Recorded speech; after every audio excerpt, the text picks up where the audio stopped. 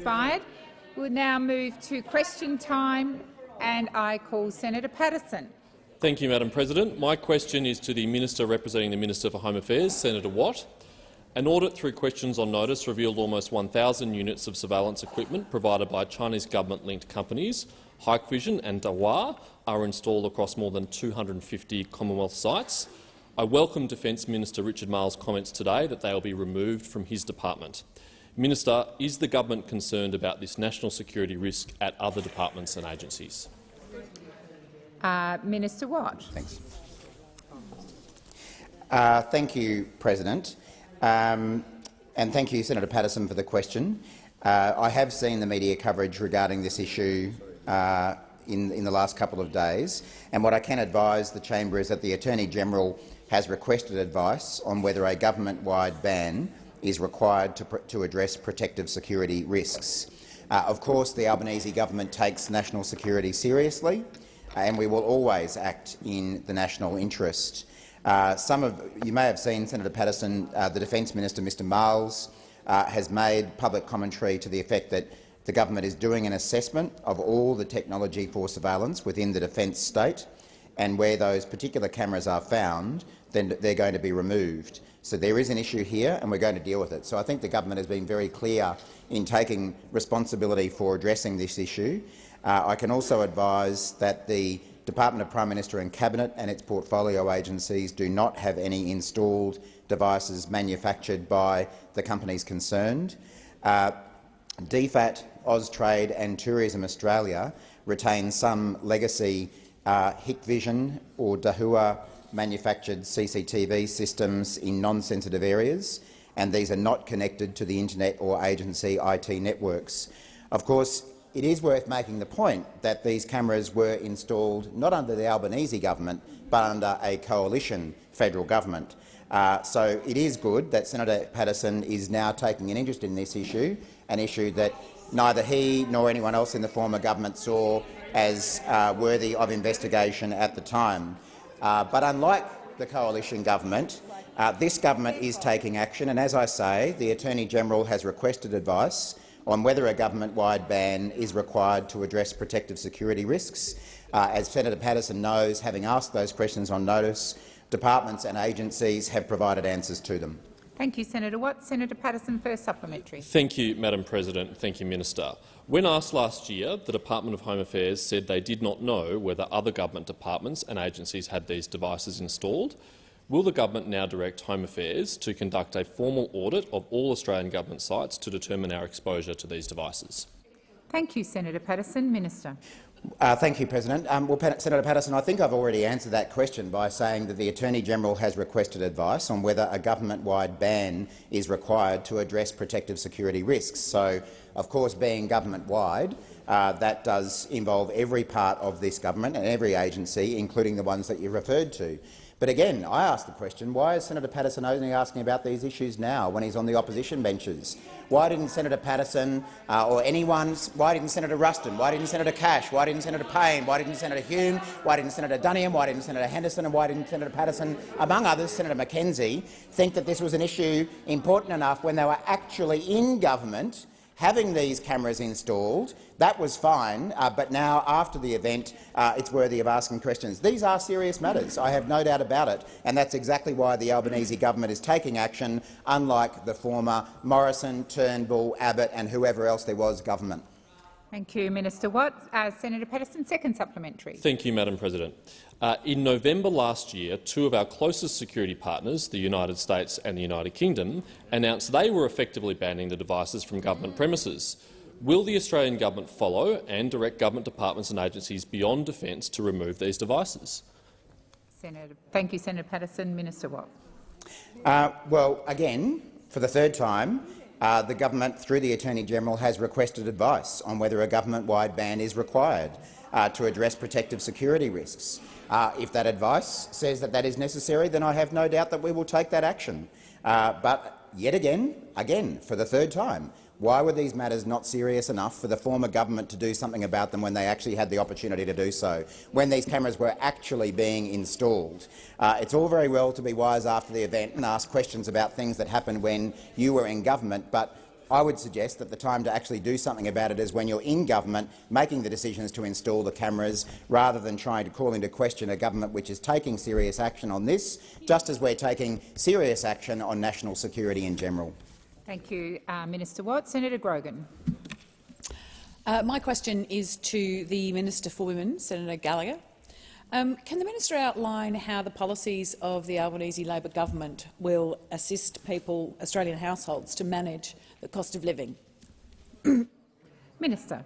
Thank you, President, and I thank Senator Grogan for her question and for her focus on cost of living pressures for Australians, including those from the good state of South Australia, who she represents.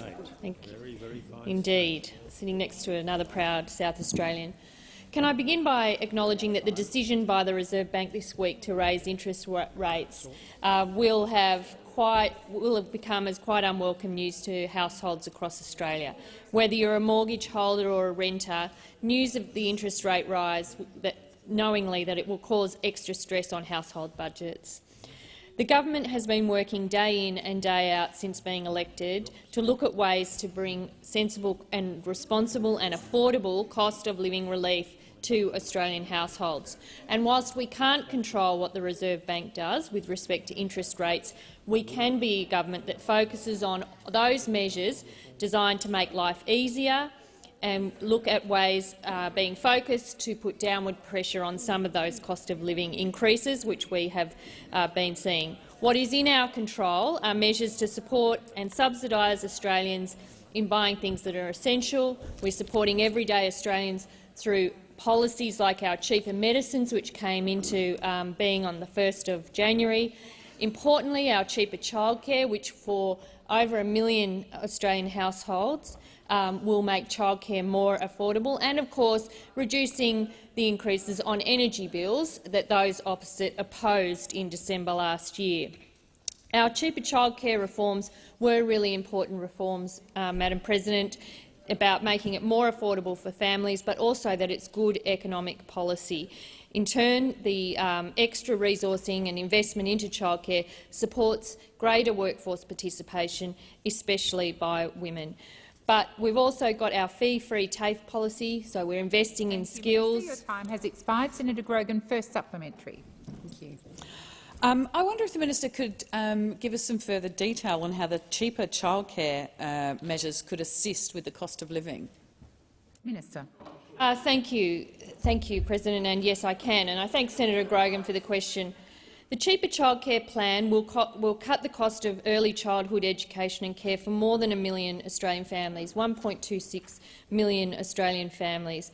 A plan, of course, that we know the no-alition over there, the opposition opposed during the election. Say no to everything. That's what you're known for. Say no to everything. The no-alition over there. Say no. No to energy bill price relief. Couldn't agree with that. Couldn't agree with $1.5 billion going to ease the prices of those energy increases, could you? No. No. More jobs for Australians? No. More investment in manufacturing? No. No. Childcare? No. Just a big no from you guys. Well, we're getting on with the job, investing in childcare. For families earning $120,000, it will mean a saving of $1,700. Senator Grogan, second supplementary. Thank you, Minister. That was very, very informative. I know that's going to make a significant difference to the people of South Australia and across the country. Could you outline what other plans that the Albanese Labor government has to reduce the cost of living? Minister. Thank you. Well, I can assure the Senate that every day that we come to work, we are focused on easing cost of living pressures on Australian households, of making the sensible and responsible policy responses where we can to show spending restraint in the budget so that we don't add to inflation, that we deal with the supply chain issues, that we deal with the visa backlog that we inherited. I don't know. I don't even think you guys were awake in the last year of government when you were in there, because certainly all the work we inherited, you must have been asleep at the table. Or maybe let the former Prime Minister do all the jobs. Remember that? He did have all the jobs. Or you guys go to sleep. I'll not do any of the jobs that I've just taken off you. We inherited the visa backlog, the skill shortages, the lack of investment in TAFE. These are the areas that we are focused on. We're addressing them one by one, cleaning up the mess of a government that had been there way too long. Thank you, Minister. Senator McKenzie. Thank you, Madam President. My question is to the Minister for Agriculture, Fisheries and Forestry, Senator Watt. I refer to the report to the government by the Grattan Institute, Fuelling Budget Repair, How to Reform Fuel Taxes for Business, which recommends reducing the fuel tax credit for off-road use. Does the minister acknowledge the importance of the diesel fuel rebate to Australia's heavy vehicle industry, farmers, fishers, forestry operators and the resources sectors, which are all producing the food, fibre and minerals needed to support the national economy?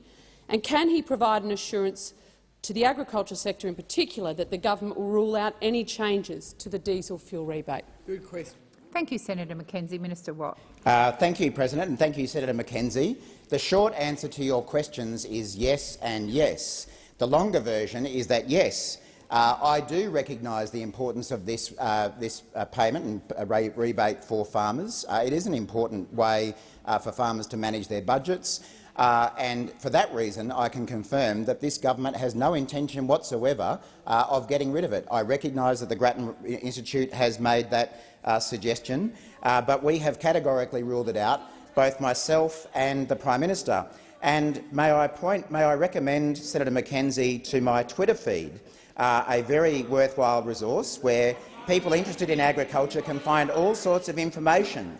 And I direct Senator McKenzie in particular to a tweet that I did not today, not yesterday, not the day before, but on Monday, in response to David Littleproud, Mr Littleproud's comments on this matter. And my tweet says, quote, "Another day, another baseless scare campaign from David Littleproud. Changes to the fuel tax credit are not on the government's agenda. We're not ending the weekend, we're not ending the backyard barbecue, and we're not ending this either. Poor David." I guess I should probably add on this occasion, poor Senator McKenzie. The information has been out there in the public domain for 4 days, where I ruled it out. The Prime Minister has ruled it out. I've also done ABC Capricornia, a radio station I recommend you listen to as well, Senator McKenzie and all of your colleagues. So I have ruled it out repeatedly, but if you haven't caught up with that fact, maybe you're a little bit behind the times. It's not happening. It never was happening. It was a David Littleproud idea, and guess what? Yet again, he's wrong. And Senator White, I do remind you when you're referring to people in the other place to use their correct titles. Senator McKenzie, first supplementary. Thank you, Madam President. It will come to no surprise to Senator Watt that his Twitter feed is not something I wake up and read every single morning. And I too give a huge shout-out to the ABC in Capricornia. My supplementary one, I refer to the reliance of Australia's fishing fleet on the fuel tax credit scheme and their vessels to catch— no, well, I'm not sure that was— I had a minute to ask there. I want the fishing industry's fuel credits also Time. Thank guaranteed. you, Senator McKenzie. Minister Watt. Thank you, President. And in my experience, usually when you're in a hole, you stop digging. I have made it clear now through Twitter, through ABC Capricornia, through other media outlets, through answering a question in the Senate chamber, that touching the diesel fuel rebate is not on this government's agenda. We are not considering it. We are not working on it. And that applies to farmers, to fishers, to foresters, to anyone else who takes advantage of this. That is not on our agenda. And again, this has been a matter of public record for 3 or 4 days. So I'm a little concerned that Senator McKenzie and her team aren't keeping up to date with what announcements and commitments the government has made, and instead choose to perpetuate these scare campaigns day after day. I'll tell you one other thing about fishers and about farmers. They have welcomed the cooperative approach from the Albanese government in dealing with them, and I have lost count of the number of farm groups, fisher groups and other groups who have made the point that they welcome a government that's actually collaborating with them, listening to them and not lecturing them. Thank you, Minister. Your time has expired. Senator McKenzie, second supplementary. Thank you. The viability of many agricultural economies is enhanced by the contribution of the mining industry, which directly employs over 285,000 skilled workers. Given the importance of the resources industries, will the minister provide an assurance that the government will retain the fuel tax credit scheme in its current form for the resources industry? Thank you, Senator Mackenzie. Minister. Thank you, President, and thank you, Senator Mackenzie. Well, I'm not the minister representing the Minister for Resources, but I'm happy to refer you to my previous answer to your previous question, the one before that as well, my tweets, my ABC radio interviews and all of my other interviews, where I've said that we are not considering this matter, and as many times as you might like to say so in whatever Minister way— Watt, please resume your seat. Senator Mackenzie. Thank you on relevance, Madam President. The minister, in his previous answer to my first supplementary, talked about I listened very carefully. I'd ask you to resume your industry. seat. You've pointed me to relevance, and the minister is being relevant. Please continue. Thank you, President. Thank you, Senator Mackenzie. We are not considering any changes to the diesel fuel rebate as it applies to any industry whatsoever, and I'm afraid that this will go down in the big rubbish bin that is overflowing with National Party scare campaigns, along with a $100 lamb roast around signing the methane pledge was going to end the backyard barbecue. We were going to end the weekend. What else? We were going to wipe out Whyalla. I'm pretty sure it's still on the map, Senator Grogan. You were there recently. There must be some more that I've forgotten. The National Party are constantly full of it, and country people have worked them out. Thank you, Minister. Senator McKim. Thank you, President. My questions to the Minister representing the Treasurer, Senator Gallagher. Minister, last week the IMF, who it has to be said are one of the chief agents of neoliberalism around the planet, suggested that Labor's Stage 3 tax cuts should be reassessed. Here in Australia, everyone to the left of Malcolm Turnbull thinks that the Stage 3 tax cuts should be ditched. Minister, does your government really believe that Labor's Stage 3 tax cuts are good policy? Do you really believe that $250 billion in tax cuts that overwhelmingly benefit the top end of town is preferable to putting dental and mental health into Medicare, making childcare free and wiping out student debt? Thank you, Senator McKim. Minister Gallagher. Thank you, and I thank Senator McKim for the question and his ongoing interest in this portfolio space. I recognise, and I think we all recognise in this chamber, that there are different views around the Stage 3 tax cuts, but our policy and our position on those tax cuts hasn't changed. Our priority when it comes to tax reform is the tax reform we outlined in the October budget, which is around ensuring multinationals pay their fair share of tax here in Australia. We also acknowledge that those tax cuts aren't scheduled to come in, I think, till 2024, and we are focused on the near-term challenges in the economy, including how we ease cost of living pressures on households. They are the inflation challenge, and dealing with the associated cost of living impacts that it's having is our main focus in terms of the economic portfolio. But you raise a broader question as well around the budget and pressures on the budget. And there is no doubt that the economic and budget vandals that sit opposite us had left the budget in such a terrible state. Well, I'm not going to let you get away. I'm not going to let you get away with this view. I'm not. Zombie measures, terminating measures, the pork barrelling and the failure to deal with the big pressures on the budget that happened on your watch that we have been left to resolve. We need to manage, and we are the fiscal responsible managers of the budget. And people will see, as we go through the detail of what we inherited, just what vandals you were. Looking out and saying we're managing everything while sweeping it all under the carpet, pork barrelling to friends, failing to fund things properly and having them all fall off a funding cliff in June this year. That's the legacy you leave, and that's the challenge that we are dealing with in the budget. Thank you, Minister. Senator McKim, first supplementary. Thank you, President. Minister, you mentioned inflation in your answer, and the Treasurer said this week, and I quote, "Labor has a plan for inflation." The RBA is forecasting that inflation will be above their target band when the Stage 3 tax cuts come into effect next year. Isn't it the case that the Stage 3 tax cuts are grossly inflationary? Is putting another $9,000 a year into the pockets of billionaires part of your government's plan to address inflation?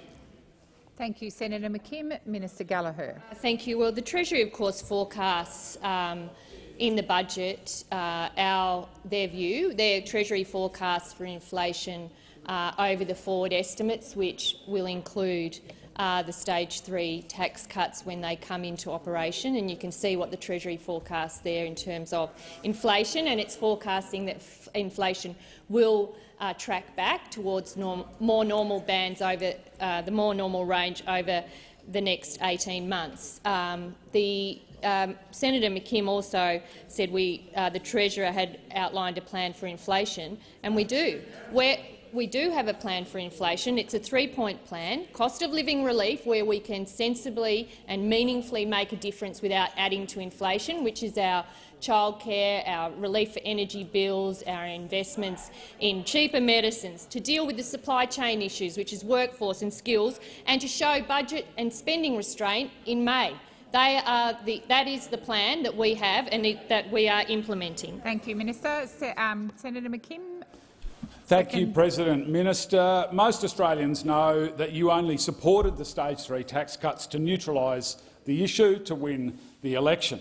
Isn't it the case that your position now boils down to not doing the right thing because you promised in your own self-interest to do the wrong thing? Minister, how's Labor's political cowardice helping the millions of Australians who are struggling with rents, mortgage rises, the cost of living crisis, and who will get pennies on a dollar at a Stage 3 compared to the— Order. Minister. There was a lot in that, President. There is a lot, and I give credit to you, Senator McKim, for managing to squash that into 30 seconds. We covered a whole range of issues then.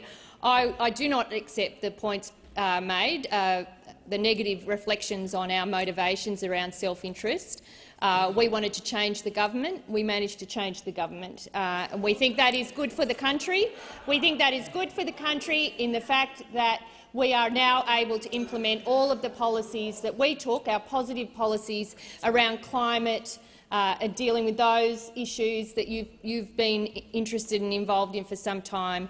But we are in government. We are dealing with the inflation challenge. We're dealing with some significant budget pressures. We've got to focus on households, cost of living, easing cost of living pressures where we can, where it doesn't add to inflation and doesn't make the job of the Reserve Bank harder. This is the job that the Treasurer and I do every day, day in, day out, and will continue to do so. Minister. Your time has expired. Senator Dodson. Thank you, President. My question is to the Minister for Emergency Management, Senator Watt. In my home state of Western Australia, we've seen flooding in the Kimberley and fires down south. Can the Minister please provide an update on what support the Commonwealth is providing to communities impacted during this high-risk weather season? Minister Watt. Thank you, President, and can I thank Senator Dodson for his question and also his fine leadership in the Kimberley throughout these devastating floods. And I do recognise that there are a number of senators and members across all sides of politics who've played a very important role, and I thank all of them as well. Before directly addressing Senator Dodson's question, I'd also like to just give a quick update on the deployment of Australian personnel to Turkey. Tomorrow it is expected that a deployment of 72 personnel from New South Wales Fire and Rescue, DFAT and the National Emergency Management Agency will depart for Turkey, where they will then be tasked by local authorities in supporting search and rescue efforts. These urban search and rescue personnel have internationally recognised skills, and I'm sure they will provide much-needed support in the ongoing efforts across the impacted communities. I'd like to thank those personnel for this incredible undertaking, and I'm sure I speak for everyone here when I wish them well for a safe return. In the meantime, the Albanese government is continuing to work closely with the Western Australian government to support the ongoing recovery in the Kimberley following the recent devastating flooding. 2 NEMA officers have been deployed to 2 locations in Western Australia to work in the Western Australian Department's offices in Perth and with the local council in Derby, West Kimberley.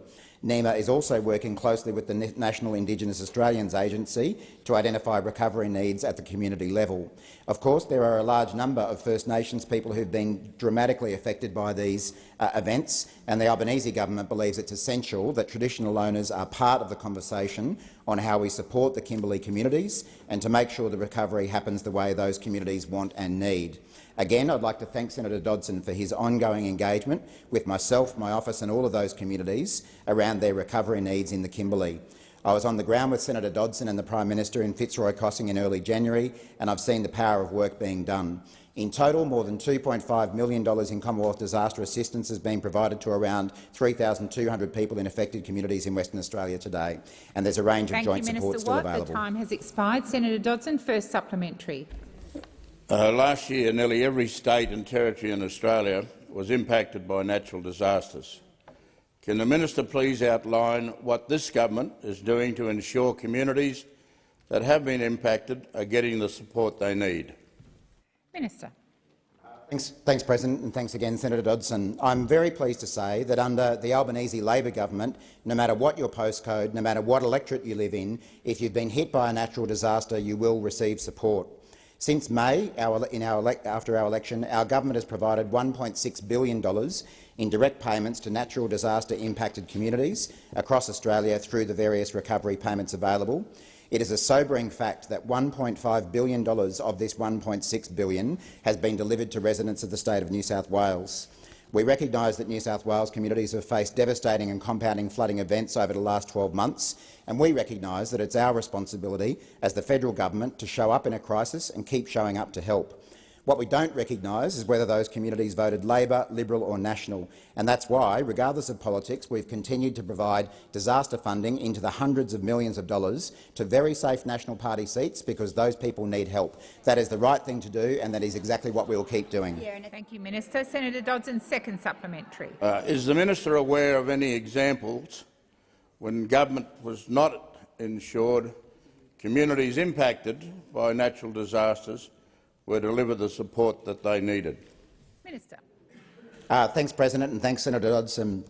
Unfortunately, just this week, we have seen that not all governments follow the apolitical approach of the Albanese government in supporting communities impacted by natural disasters. I was appalled to read reports that former New South Wales Deputy Premier and New South Wales Nationals Party leader John Barilaro redirected funding away from certain communities that were devastated by the Black Summer bushfires. And why do you think funding was ripped away from them by the former Nationals leader in New South Wales? For one reason and one reason alone, and that's because they were held in state seats held by Labor members. It seems the rorting disease that was in epidemic proportions under the federal Liberals and Nationals also spread its way to New South Wales.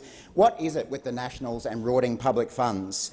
Because we know the federal Nationals have lots of form on this. Let's forget about sports rorts for a moment. Let's forget about regional rorts. It even happened with disaster funding as well. Who will ever forget that in the Northern Rivers, federal National seats got funding and Labor seats didn't? That is a disgraceful way to occur, and it will never happen under our government. Thank you, Minister. The time for answering this question has expired. Senator Tyrrell. Thank you, President. Senator Tyrrell, please resume your seat. I have Senator Tyrrell on her feet. As I've reminded this place before, the crossbench get limited opportunities for questions, and to continue talking as she stood was rude and disrespectful. Please listen with respectful silence. Senator Tyrrell. Thank you, President. I appreciate it. My question is for the Minister representing the Minister for Health and Aged Care, Minister Gallagher.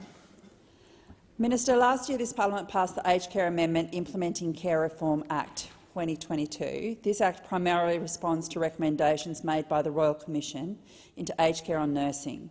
This act will be fully in effect from 1 July 2023. This week it was reported in the Examiner back in Tassie that there was an aged care resident in Tasmania who spent the whole night bleeding. The rostered nurse took unplanned leave and the only nurse available was on call about 2 hours away. With the legislation we passed last year, ensure tragedies like this won't happen again. Thank you, Senator Tyrrell. Minister Gallagher. Thank you, President. I thank Senator Tyrrell for the question and for her focus on health and aged care in her state of Tasmania. I haven't seen that news report, Senator Tyrrell, but I think those stories have been far too common in aged care, which is why we took the policy to the election that we did around implementing nurses 24/7 into aged care facilities and increasing the care minutes. I think the health, on responding to some of the health challenges in aged care, has been very difficult for providers where nurses have not been available.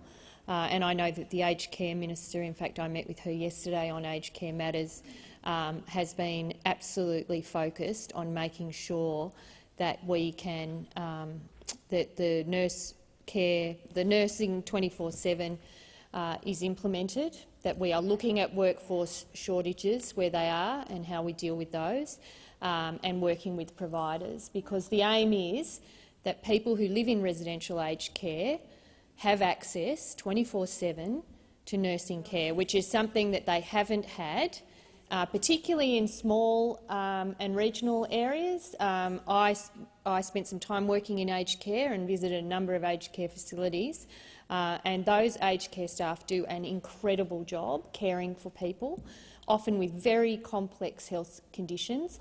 Sometimes residential aged care facilities are actually more like a subacute hospital than an aged care than your traditional thinking of what an aged care facility would be, because of the complexity of the residents who are living there. So my answer to you, Senator Tyrrell, is that is the aim of the policy, to make sure that people's health needs, residents' health needs, are addressed, and we have access to that professional service 24/7. The time's expired. Senator Tyrrell, first supplementary. I hear that and I appreciate that. But the facility that's in question has been assessed by the Commonwealth and has met the aged care quality standards. How can the standards be up to scratch when they allow people to lie in bed for hours bleeding from wounds that nobody treats? This person was actually sent to hospital the next morning when people came on shift. So the situation it wasn't just a little scratch. So we just want things to be right, and we hear that it's a problem that needs to be fixed, but, you know, we're the grown-ups in the room, which I've heard. Thank you, Senator Tyrrell. Minister Gallagher. Thank you, President. I thank Senator Tyrrell for the question, and I agree it wasn't a scratch. And this has been part of the issue, particularly overnight, even on weekends, with residents of aged care deteriorating to the point that they end up acutely unwell when they are transferred to hospital, or if they are able to be transferred there before they decline. That is the aim of the 24/7 nursing requirement. I know the Minister for Aged Care has been working, indeed, even with the Minister for Immigration, on how we deal with some of the significant workforce challenges that are presented. Part of it is dealing with some of the legacy issues we've inherited, including fixing some of the other workforce shortages, which we'll be doing through the aged care wages increase. And any suggestion that the 24/7 registered nurse requirement won't be enforced is false. It will be enforced, and providers are aware of that in their discussions with the Minister for Aged Care. Your time has expired. Senator Tyrrell, second supplementary. President. Tasmanian papers and papers around the country are full of horrible cases of neglect. People are coming to our offices in particular. That's who I'm speaking for. The Jackie Lambie Network has been calling for an urgent audit into all aged care homes in Tasmania. Can you help facilitate that? Thank you, Senator Tyrrell. Minister. Thank you, President. I thank Senator Tyrrell for the question, and I'll certainly relay that to the Minister for Aged Care. As you know, we have other measures underway to improve the quality of aged care, including the new STAR ratings for residential aged care to provide older people and their families with transparency on quality. We've got the extension of the Serious Incident Response Scheme to home care, a new code of conduct for approved providers, aged care workers and governing persons from the 1st of December. I'm not saying this is easy and it will fix some of the quality issues overnight. It won't, but these are important reforms that send a very strong message that Australians expect quality aged care to be provided to elderly Australians, that the government has a role in supporting that. We will be doing that with our investments in the aged care workforce and our investments in 24/7 nursing care, and we'll work with providers to continue to improve it. Thank you, Minister. Senator McDonald. My question is to the Minister representing the Minister for the Environment, Senator Wong. I refer to yesterday's Twitter announcement by Ms Plibersek that she will block Central Queensland Coal's application to operate a coal mine 130 kilometres from Rockhampton. Minister, how many people would have been employed at the mine, and what would its economic impact have been for Queensland and Australia if it had been approved? Thank you, Senator McDonald. Minister. Thank you, President, and I thank the senator for the question. And I understand from reports that this is a coal mine that Mr Palmer has some interest in from the media reports. And I understand that yesterday Ms Plibersek, as the relevant minister, made a decision in relation to this mine. The minister is obviously entitled or empowered under the legislation which has been in place for many years. My recollection is there were changes to it made by Mr Senator Hill when he was Environment Minister in a coalition government. The minister is required to decide every project on a case-by-case, as she is required to do by law. I understand from public statements, and I assume there was an appropriate documentation release, that she has not approved the project because the risks to the Great Barrier Reef, freshwater creeks and groundwater are too great. Minister Wong, please resume your seat. Senator McDonald. Thank you. Relevance. We know the background of the question. I've asked specifically about employment and economic impact on Queensland. Thank you, Senator McDonald. You also referred to the Twitter feed, I think, of the minister. Minister Wong. I'm very happy to talk about Queensland jobs, and the Great Barrier Reef contributes approximately $6 billion to the Australian economy, 64,000 jobs, Wong, but they're clearly not jobs Senator you want to Wong, ask about, are they? Please resume your seat. Senator McDonald. I appreciate you don't like high-vis jobs, Senator Wong. My question is Senator about McDonald, Senator how McDonald, many people— Senator McDonald, when you stand, if you have a point of order, please say it's a point of order. That's not a point of order. Thank you. Minister Wong, please continue. Oh, well, I certainly enjoyed Senator Canavan wearing high-vis around his backyard, that very dangerous backyard, while he's putting up his clothesline. And Senator, Minister you talk Wong, about high-vis jobs. Well, you make the Minister interjection, Wong, I'll respond. Minister, I'll respond. Minister Wong, please resume your seat. Senator Scarr, I already have Senator McDonald on her feet. I will go to her, and then, if necessary, I will come to you. Order. Order. Senator McDonald. Point of order is relevance and respecting the chamber in the process of answering the question asked. Thank you, Senator McDonald. I will remind the minister of your question. Oh, sorry. Do you want me to sit down? I have reminded the minister of your question, Senator McDonald. Minister. Happy to respond to the senator, because I wasn't the one who did that. So if she's going to do that, you're going to get a response. Yeah. Aren't you? You're going to get a response. The minister has obviously considered, Senator McDonald, the minister has obviously considered the impacts on the environment and the employment. Senator McDonald, order. Order. I have a senator on her feet waiting to ask a question. Senator McDonald.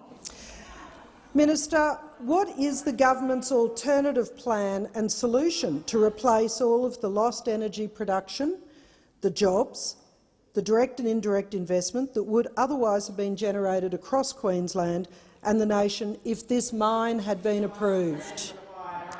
Thank you, Senator McDonald. Minister Wong. Senator Wong, please resume your seat. Order. Senator Watt, I have a senator on his feet. Order. Order across the chamber. Senator Scarr. President, Senator Watt made a reflection, impugned the motive of Senator McDonald with respect to asking questions. He said, you're still asking questions for Clive. That impugns the motive of the senator. He should withdraw. Senator Scarr, he should resume withdraw. your seat. Order. Order.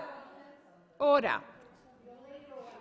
Senator Ruston, I've called order at least 3 times and you continue to shout out. That is disrespectful. I did not hear the interjections because there were interjections across the chamber. I'm sure if I ask Senator Watt to reflect on what he said and not repeat the offence, he will withdraw in the interest of the chamber. I withdraw. Thank you. Senator, I called the minister to answer your question, Senator McDonald. I want to. I'm very happy to be asked about jobs, and I would make the point that first, in relation to this mine. I was asked about energy first. I'm advised that this was an export-only mine, so obviously there's no energy into our energy grid. Oh. Secondly, I'd also note, in addition to the 64,000 jobs, which were obviously weighing, I assume, on the minister's mind, I would note also that the government is serious about ensuring that we invest in industry and jobs through our National Reconstruction Fund, an important part of ensuring strong manufacturing jobs, high-vis jobs here in Australia. And isn't it interesting, those who talk about jobs are about to oppose it. That's right. Are about to oppose it. So if you want to come in here, Senator, and talk about Australian jobs, we're very happy to talk about Australian jobs and all the jobs you're voting against. Thank you, Minister. Senator McDonald, second supplementary. In all of her time as a minister in the Albanese government, how many coal projects across Australia has Ms Plibersek approved? Minister Wong. Well, I am only aware of this decision. I will take on notice what other decisions I am able to that have been made. Obviously, my recollection is that ministers don't discuss what is before a minister until a final decision's been made, but I'm very happy, Senator, to take it on notice. Thank you, Minister. Senator Babet. My question is to the Minister representing the Health Minister, Minister Gallagher. Minister, in November 2022, I raised with you the issue of excess mortality as reported by the Australian Bureau of Statistics. Now, the most recent full report from the ABS shows that for the first 9 months of 2022, there were nearly 20,000 excess deaths, which is about 16% more than the baseline average. Now, of those, 8,160 deaths were attributed to COVID-19, so where's the rest from? Now, Minister, can you please confirm if the Department of Health has investigated this large increase in excess mortality, and if they have, can you advise the Senate what is causing this spike in deaths? Thank you, Senator Babet. Minister Gallagher. Thank you, President. I thank Senator Babet for the question and also for the advance indication that he would be asking a question around excess deaths. I can say that the Department of Health would, as routine, look at the reports that come out through the ABS. As the Senator indicated in his question, the reports that the ABS does into mortality statistics, the reports that they do on the causes of death, and of course the Department of Health would look at those and examine those to see if there are any trends or issues of concern. I think I'm advised that it's important to note that increases in deaths from a range of other causes not related to COVID-19, because there is an indication of excess deaths related to COVID-19, have also been observed in 2022, and examples include deaths due to dementia, including Alzheimer's disease, which were 25.6% above the baseline average in June and 21.8% above the baseline average for the year to June. And while the number of COVID-19 cases and associated deaths has increased in 2022, I think it is important to understand that the proportion of COVID-19 associated deaths relative to the numbers of cases of COVID-19 has decreased overall, which highlights the positive impact of the health measures, of the changes in transmission, the vaccination and the reduced severity of the Omicron variant and subvariants when compared to earlier COVID-19 variants such as Delta. Thank you, Minister. Senator Babet, first supplementary. Thank you, Minister. Now, you mentioned some causes of death there, but you didn't mention myocarditis and pericarditis. Now, this is an issue which is now in the mainstream media. Even Karl Stefanovic talked about it on Channel 9 recently. He said he wouldn't take more than 2 jabs because he had concerns relating to heart issues. Now, Minister, is the government confident that none of this is because of the mRNA injection? Minister. President, I thank Senator Babet for this supplementary. I would say that COVID-19 as a virus also impacts the health and has those health consequences. So pericarditis, myocarditis is also, if you have a bad case, a severe case of COVID-19, that is a side effect, a consequence of that. And I would also say that the data shows that for those who are unvaccinated, so haven't had a vaccine, primarily an mRNA vaccine, they are much more likely to end up in ICU or passing away. So those who are not vaccinated or not up to date with their vaccination. And for people in my age group, it's 32 times more likely to end up in hospital if you're not vaccinated. So the answer to the question is yes, we are confident. The government and the approving authorities are confident that the mRNA vaccine is safe, and we urge people to be vaccinated. Senator Babet, second supplementary. Thank you, President. Now, Minister, given that you're so confident— Order! Order! Minister, given that you're so confident that mRNA is so safe and is so effective, when is the government going to release the data to support this claim? When are you going to talk to ATAGI and tell them to give us the information? Are you going to do this, Minister? Thank you, Senator Babet. Minister. Thank you. And I would say the safety of the vaccine is whilst ATAGI has a role about the provision of the vaccine, who should be provided the dose, the approving authority is the TGA, and they do publish adverse events through quite frequent reporting. I think it's either weekly or monthly reporting of adverse events relating to vaccination status. I would also say that, of course, people are entitled to get advice from their health professional about whether the vaccine is safe for them and take that advice. But I would also urge people, with the 5th dose becoming available, to please remain up to date with your vaccinations. It's not just an individual decision. This is the thing. It's not just about an individual's decision and keeping yourself safe. It's keeping other people safe from this virus, people who aren't able to be as protected as some of us. So it's actually a community responsibility to be vaccinated. Thank you, Minister. Order across the chamber. Senator Bilyk. Thank you. My question is to the Minister for Trade and Tourism, Senator Farrell. Minister, the Albanese Labor government finalised a trade agreement with India late last year, which is now benefiting Australian businesses, including in my home state of Tasmania. Can the minister outline some of the opportunities this agreement has created for local businesses and jobs? Senator Farrell.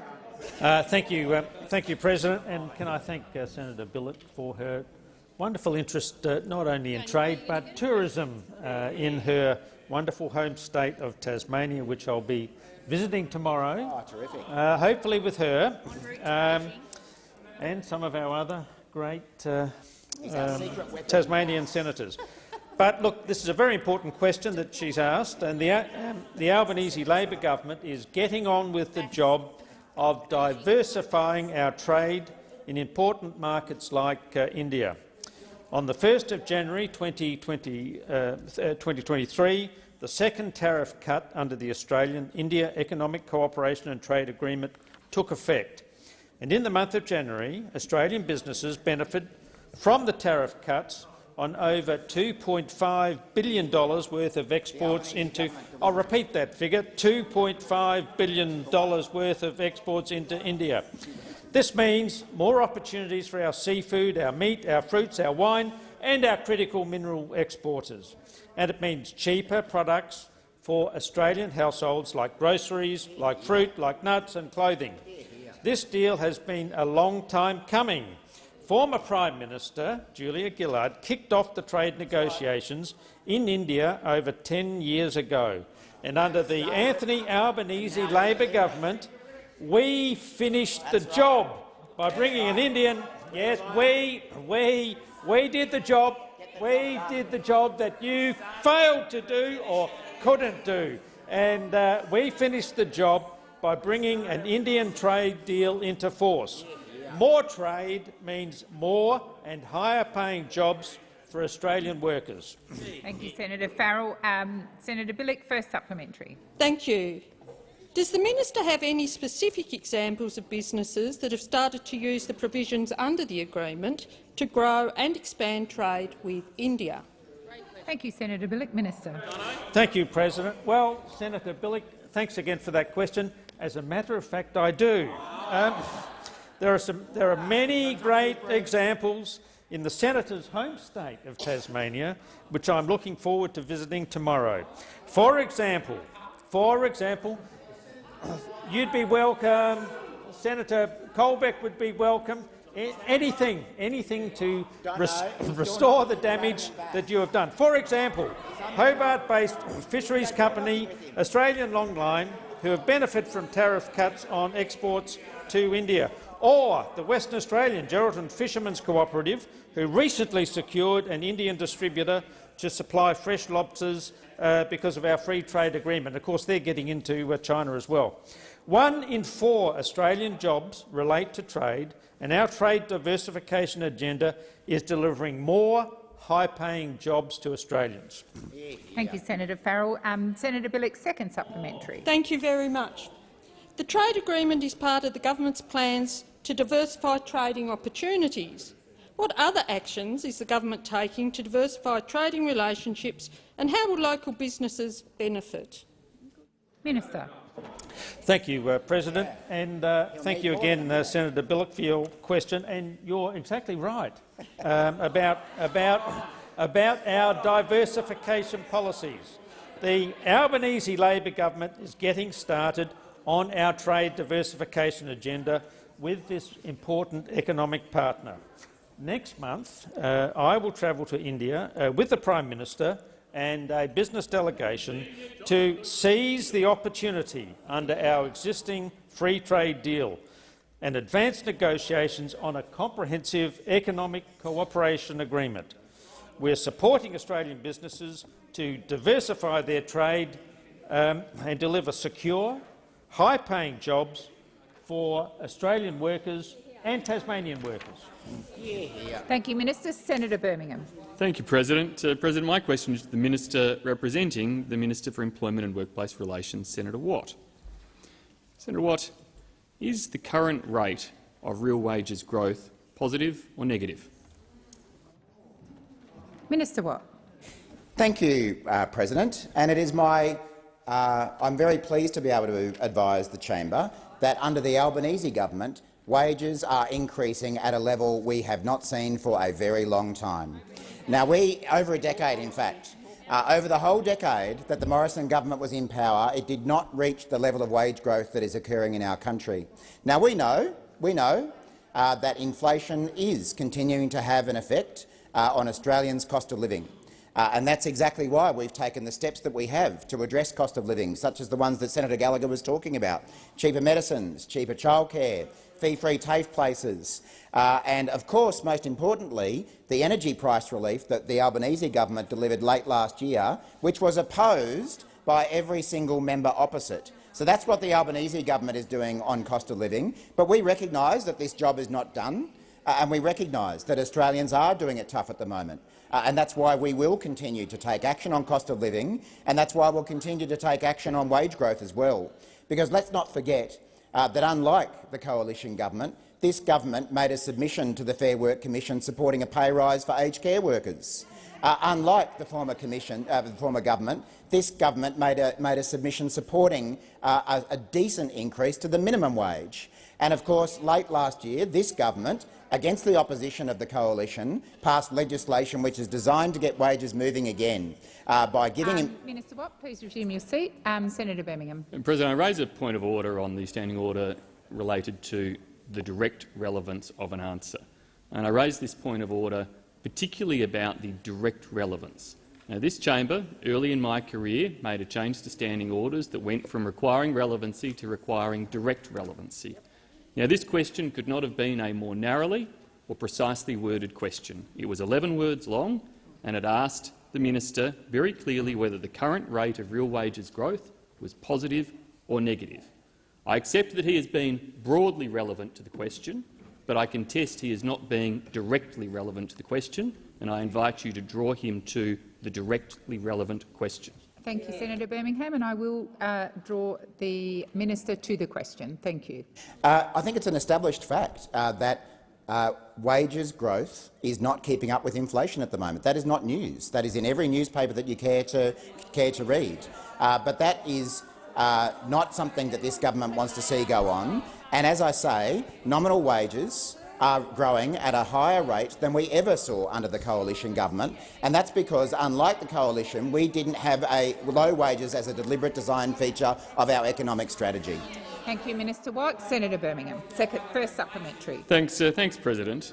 On the 3rd of June last year, the Albanese government made a submission to the Fair Work Commission, which the minister has referenced, to the annual wage review that said, and I quote, "The government recommends that the Fair Work Commission ensures that the real wages of Australia's low-paid workers do not go backwards."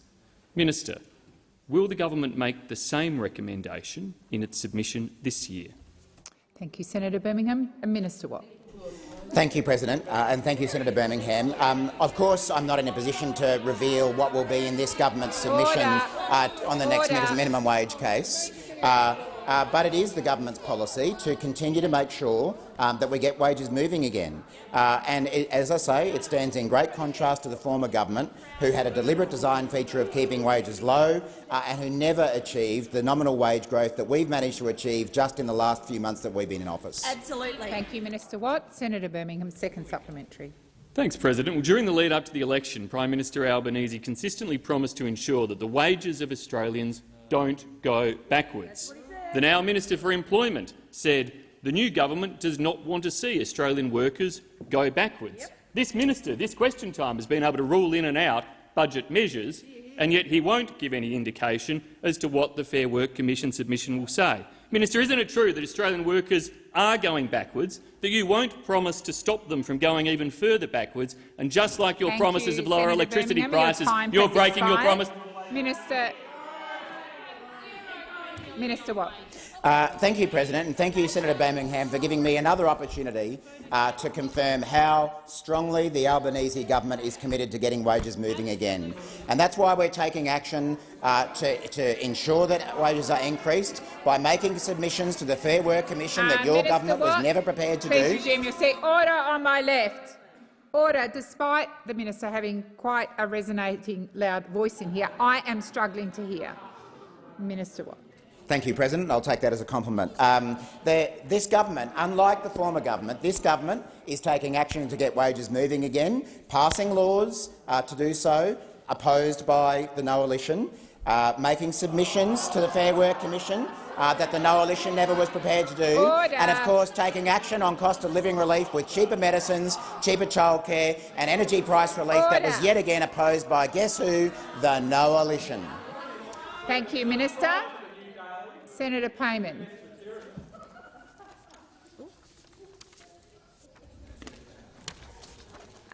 My question is to Senator Wong, the Minister representing the Minister for Climate Change Energy.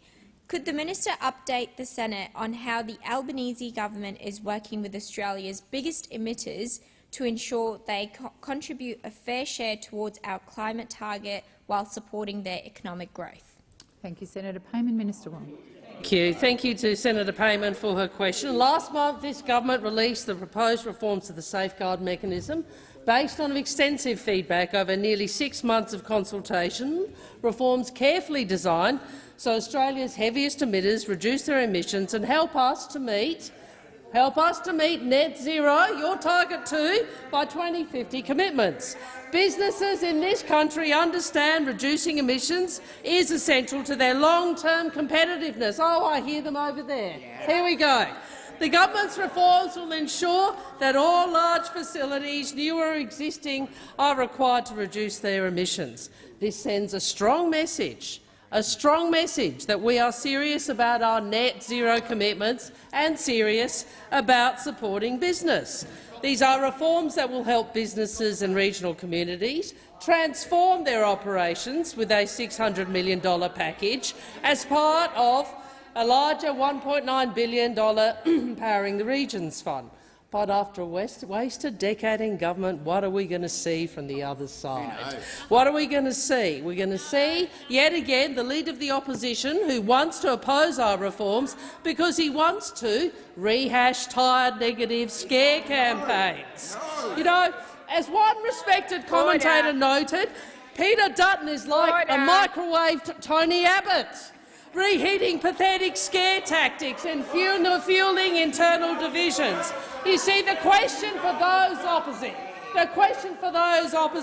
are you going to look to the future, or do you just say stuck in your own past? Stuck in your own past.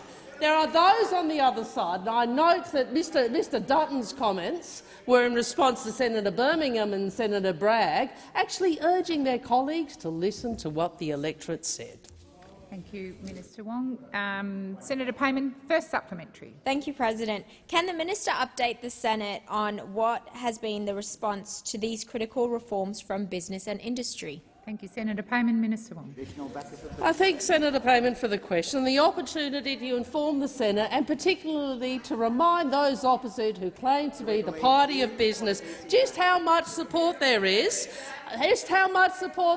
from the business community for our changes.